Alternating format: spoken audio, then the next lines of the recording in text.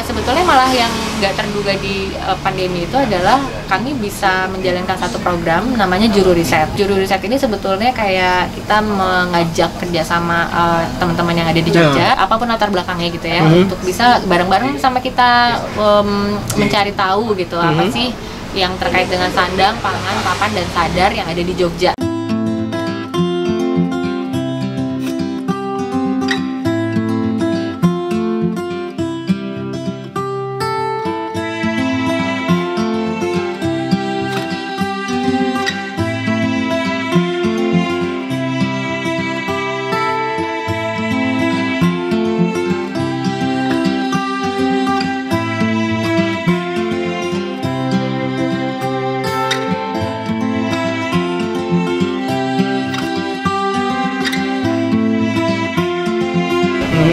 Kebetulan kemarin itu seri pertama kami adalah pangan. Kami ngulik-ngulik tentang pasar, tentang kuliner khas Jogja, jajanan pasar Jogja, terus kemudian sustainable produk yang terkait dengan pangan yang ada di Jogja.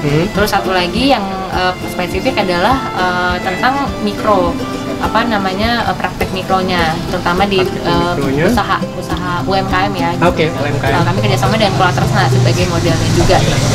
Apa sebetulnya dari segala sesuatu itu yang mendasari Buki untuk melakukan itu? Kan yang dibangun membangun kolaborasi daripada sekedar hanya membangun kepentingan bisnis sendiri. Ekosistem.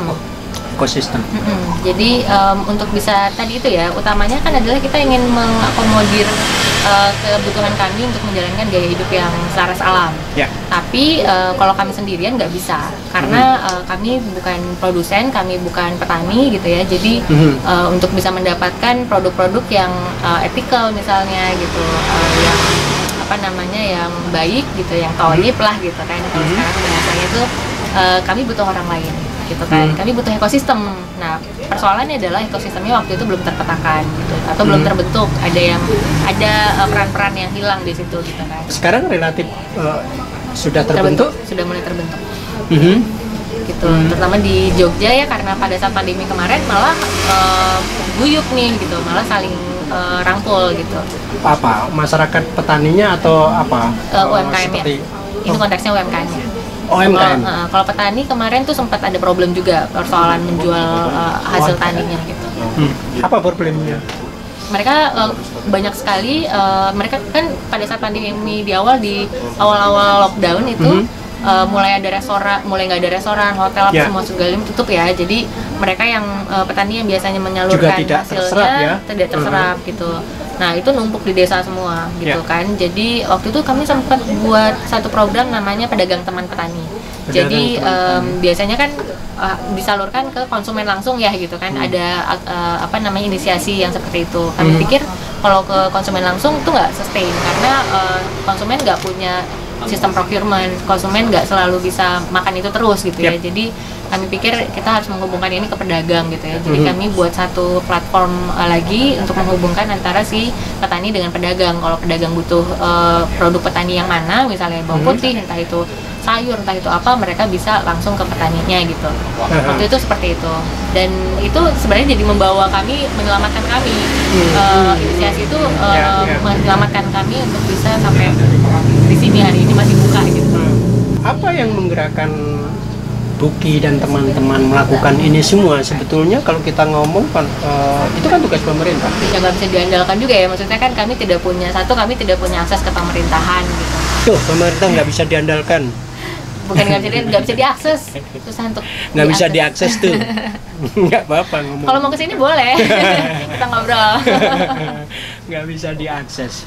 Sebetulnya itu juga bukan satu hal yang kita harus bisa menyalahkan pemerintah sih sebetulnya. Tapi intinya gini sih, apa yang terjadi saat ini, pandemi ini sebetulnya adalah kayak refleksi juga buat kita gitu kan, sebagai manusia. Kita harus mulai melihat segala sesuatu ke dalam nih gitu kan. Apa karena akibat kita mengeksploitasi atau apa nih? Ya, karena kita nggak mindful aja sih, bukan tidak sadar tapi cukup sadar tidak cukup bertanggung jawab terhadap apa yang kita lakukan. Kan kita dari kecil kayak apapun itu seringnya kita bisa misalnya kayak sampah aja kita diurusin sama ada tukang sampah gitu kan. Jadi kita terbiasa untuk tidak berpikir terhadap dampak yang kita lakukan gitu. Ya kita tahu kita kerjakan, kita melakukan aktivitas, tapi dampak dari aktivitas itu kita nggak pernah tahu setelahnya gitu kan. Itu karena itu dari kecil kita dibiasakan, kita tidak melihat di baliknya ada apa. Ada banyak nih orang marah, ada banyak nih orang mengeluh, ada banyak nih orang merasa kehilangan pekerjaan, nggak bisa ngerjain apa-apa dan sebagainya. Anda selain dari sisi ekonomi, apa sih apa ya problem dari corona yang mesti kita hadapi itu? Buat kami sebetulnya ini bukan jadi problem juga, ini kayak satu hal yang menjadi waktu hening sebenarnya. Virus corona menurut Buki dan teman-teman bukan problem, ini semacam waktu hening, waktu untuk berhenti sejenak, merenung. Ya, dan dinamika lainnya dalam kehidupan gitu ya, yang sebetulnya keuntungan menjadi UMKM itu kita sangat dinamis, kita bisa bermanuver gitu ya, karena kita kecil kan. Jadi sebetulnya yang kami prihatinkan justru ini ya, perusahaan-perusahaan raksasa gitu, bagaimana mereka harus mengubah keadaan secara cepat gitu kan. Tapi itulah sih, jadi kami melihatnya kayak situasi pandemi ini adalah sesuatu yang ya memang akan terjadi, perubahan itu kan akan terjadi, tapi yang menolong sampean semua untuk mengingatkan yang besar-besar itu untuk sadar diri. Karena kalau dari apa nih ide tentang sistem politik, tentang ekonomi dan sebagainya, anak-anak ini nggak mampu. ya. Tapi kalau dengan virus sampean harus mikir nih. Maksudnya kan menyeimbangkan diri. Ya, Anda tadi kan bilang bahwa ini kan juga bagian dari kesalahan kita melakukan eksploitasi, bukan mengeksplorasi tapi eksploitasi. Kita kadang tidak bisa membedakan antara eksploitasi dan eksplorasi. Apa nasihat Anda pada orang-orang tua untuk menghadapi situasi ini supaya mereka tidak gampang mengeluh? Nah, ini anak muda. Sekarang itu anak muda harus ngasih tahu orang tua. Apa ya? Tadi kita cuma juk aja kalau kita ngomong orang tua orang muda gitu, jadi jangan tersinggung. Tadi pertanyaannya apa? Nggak, ini ada satu situasi yang orang bisa dengan mudah menyalahkan pihak lain.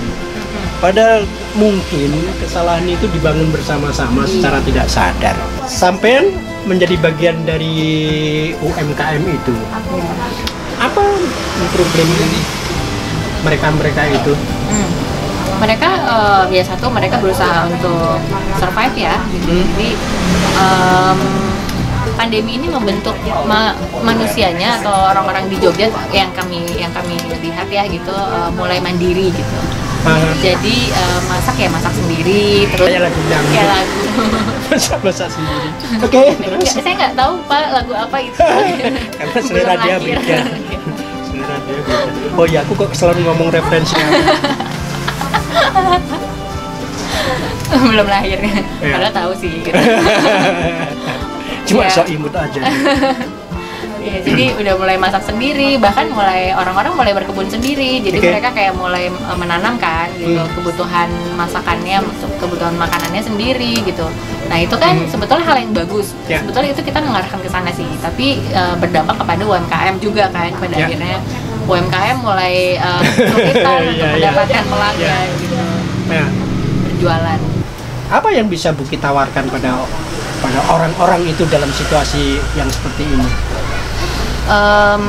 Sekarang ini sebetulnya berjalan bersama gitu ya, itu kayak adalah solusi juga gitu. Jadi dengan kita ada banyak banget kalau di Jogja itu solusi-solusi yang sangat-sangat inovatif menurut saya. Jadi kayak misalnya kayak ada kegiatan-kegiatan yang berbagi, namun yang tidak berkerumun begitu besar gitu. Cuman kita bisa kayak misalnya back to share gitu, atau misalnya bayop gitu ya kita sebutnya, bring your own brand gitu. Jadi misalnya teman-teman di Jogja ada yang punya produk apa nih gitu, kayak mereka buat sendiri, mereka bisa memperkenalkan di situ, terus nanti bisa punya jaringan, maksudnya bisa menjual ke jaringan-jaringan orang-orang yang pada saat itu ada di sana ya gitu, berkumpul gitu. Nanti jadi berjejaring gitu. Intinya berjejaring guyup. Terus saya rasa UMKM yang saat ini selamat di Jogja adalah karena proses itu ya, proses saling membantu ini gitu. Gitu sih. Tapi itu bukan hanya di Jogja kan, Buki, artinya kemungkinan kayak gitu itu ada kan bisa dilakukan. Tapi karakter setiap kota memang ternyata beda. Jadi nggak semua kota bisa melakukan hal itu. Oh, Karena ya? ada beberapa kota yang UMKM-nya kompetitif. Jadi tidak bisa ketika terjadi hal-hal yang seperti ini gitu ya, di mana sebetulnya bisa dengan bergandengan tangan solusinya, tapi malah enggak. Kita Oke. kecenderungan di Jogja kolaboratif kan, jadi kita butuh sesuatu kita ngomong gitu, misalnya kita butuh ini nih, kita butuh dipromosiin lagi gitu, mungkin kita bisa kolaborasi bikin produk baru tapi bareng-bareng gitu kan, dengan nama baru misalnya atau apa, X atau X apa gitu misalnya gitu ya. Tapi kalau di beberapa kota lain yang mungkin besar gitu ya, nggak melakukan hal itu, sedikit sekali. Oke, nggak perlu kita sebutkan kota mana yang tidak bisa melakukan kolaborasi, tetapi kompetisi itu sesuatu yang sekarang sebetulnya sebagai satu konsep sudah ketinggalan zaman. Ya, ya. Karena bangunan dari teknologinya sebetulnya pada akhirnya berbasis pada hukum alam juga, yakni pada persoalan connectivity, persoalan interaksi dan kolaborasi. Itu yang terjadi sekarang. Jadi apa Buki? Kita harus apa nih? Harus terbuka, harus berinteraksi, harus apa? Nggak tahu. Dia muni boleh.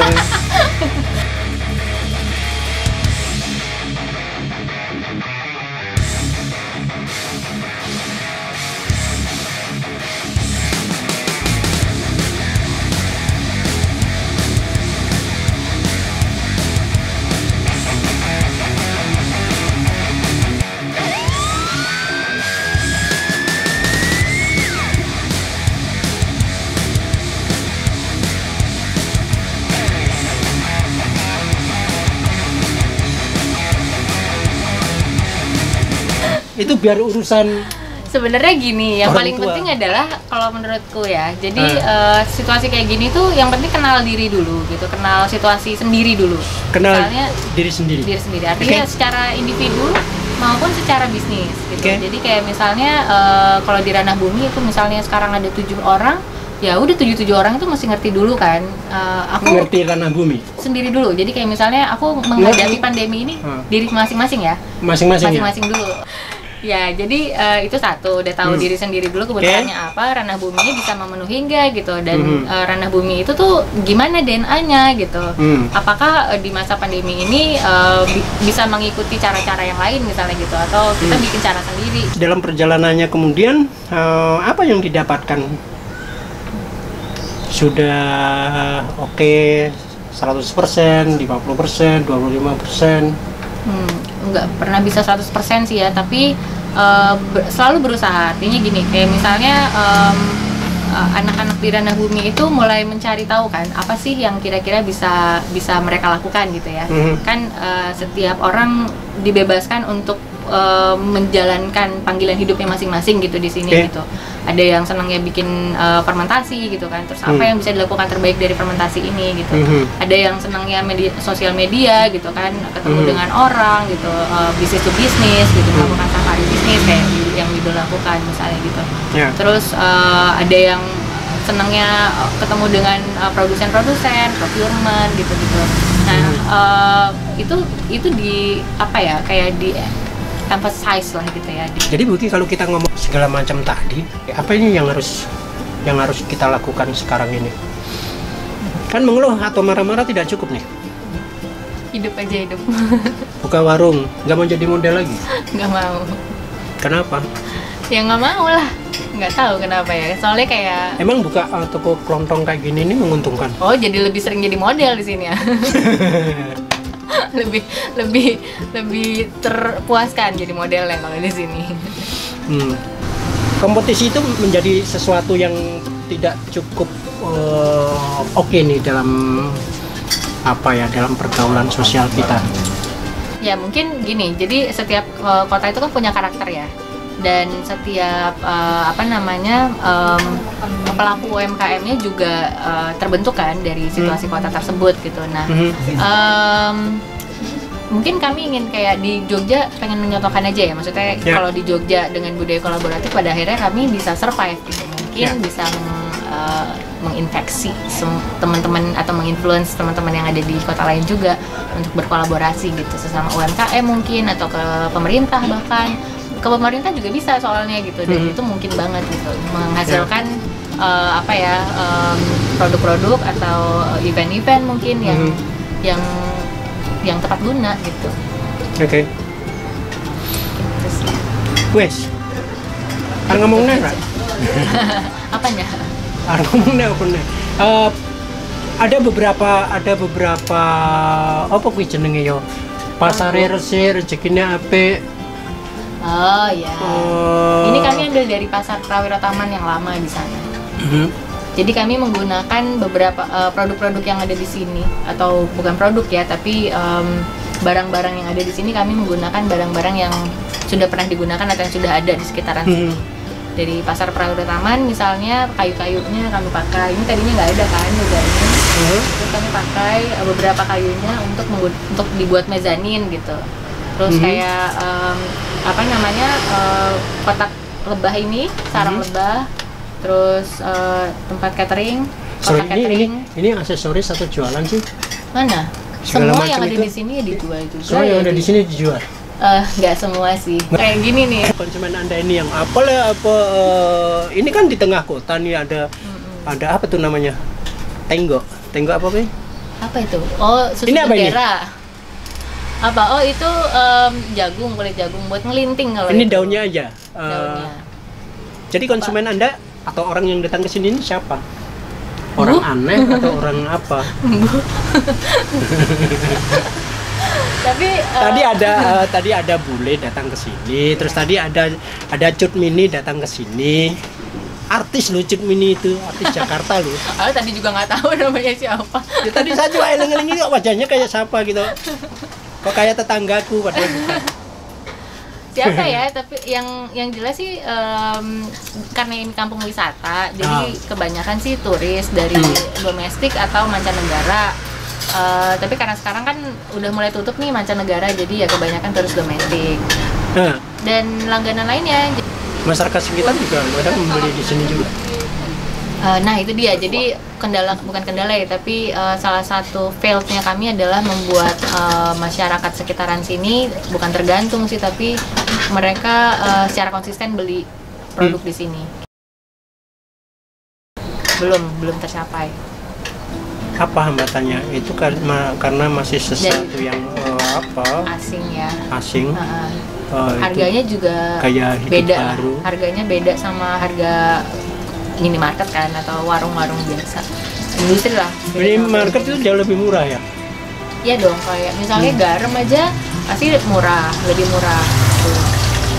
Terus ya tepung, beras kan di sini paling murah 22.000 sekilo. Nah tapi kok Anda katakanlah nekat memberikan harga yang tinggi karena apa? Apa keunggulannya? Apa lebih baiknya dari produk lain itu? Jadi ada beberapa alasan. Yang pertama adalah karena memang kebutuhan kosnya seperti itu. Jadi kos ketika dia diperlakukan secara baik, alami, organik gitu ya, pasti waktunya juga lebih panjang, tapi lebih repot lah gitu ya. Butuh kos yang lebih tinggi gitu. Dan nggak industrial gitu. Nah yang kedua adalah ya karena memang ada marketnya, artinya kita yang ada di ranah bumi menjalankan itu, dan kami maksudnya bukan rela ya, tapi kami menghendaki gitu untuk membeli barang-barang seperti ini. Berarti nggak cuma kami dong. Kami nggak akan sendirian, pasti ada orang-orang lain di luar sana yang juga melakukan hal yang sama gitu. Gitu dengan kami. Kami tidak ingin semuanya juga kok kayak tiba-tiba semua orang akan berubah berpikirnya untuk membeli produk-produk yang sama dengan kami gitu. Yang penting kita tahu bahwa segala sesuatu sudah ada porsinya gitu, dan kami bisa mendapatkan itu secara cukup juga gitu. Oke. Segala sesuatu ada porsinya, dan yang paling penting adalah bagaimana kita mengenali diri kita sendiri, sebagaimana yang dikatakan Buki tadi. Terima kasih Buki untuk perbincangan. Terima kasih banyak sudah mampir. Setelah ini boleh jalan-jalan kok. Boleh ya? Iya, nanti kan ada Yudo nih. Nah, ini diberdayakan aja. Oh iya. jalan-jalan dan nanya-nanya. Oke, terima kasih banget. Terima kasih banyak.